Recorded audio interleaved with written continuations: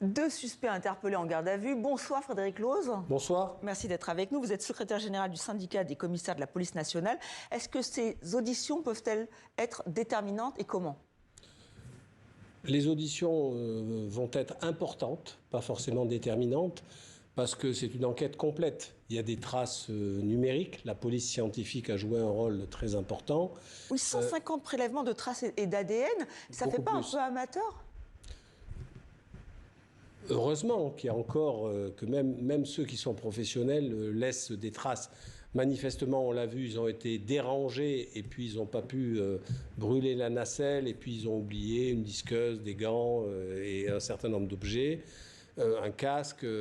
Bon, après, les empreintes qui sont relevées ne veulent pas dire qu'elles soient toutes exploitables et qu'elles vont toutes matcher. Mais en tout cas, c'est une aide pour administrer la preuve qui est fondamentale. Donc pour vous, est-ce que les enquêteurs sont allés vite ou pas ? Est-ce qu'on est dans les temps pour retrouver les bijoux ? Si, il faut rendre hommage aux enquêteurs.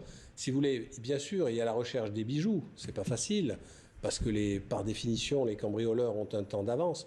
Mais en moins de 6 jours, vous avez vu qu'il y a eu des moyens énormes qui ont été mis en place. La BRI, la Brigade de répression du banditisme également, l'Office central de lutte contre le trafic des biens culturels. Et en 6 jours, c'est une avancée majeure. Donc après, interpeller ceux qui ont fait l'acte, apparemment, c'est en cours, puisque 2 d'entre eux vont être confondus. Interpeller les commanditaires, ça, c'est peut-être autre chose.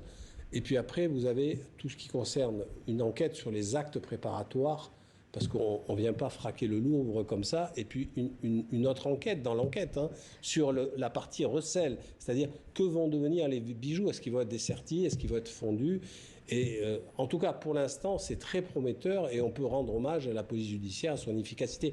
Le problème numéro 1, la polémique, portera pas tellement sur l'enquête, mais sur la sécurité du Louvre et des autres musées. Effectivement, on y reviendra largement dans la deuxième partie de cette émission avec vous, Frédéric Loos. Donc merci pour ce point factuel donc, sur ces 2 suspects interpellés. Mais vous dites qu'il y a encore beaucoup d'enquêtes à mener. Merci, je vous dis à tout à l'heure.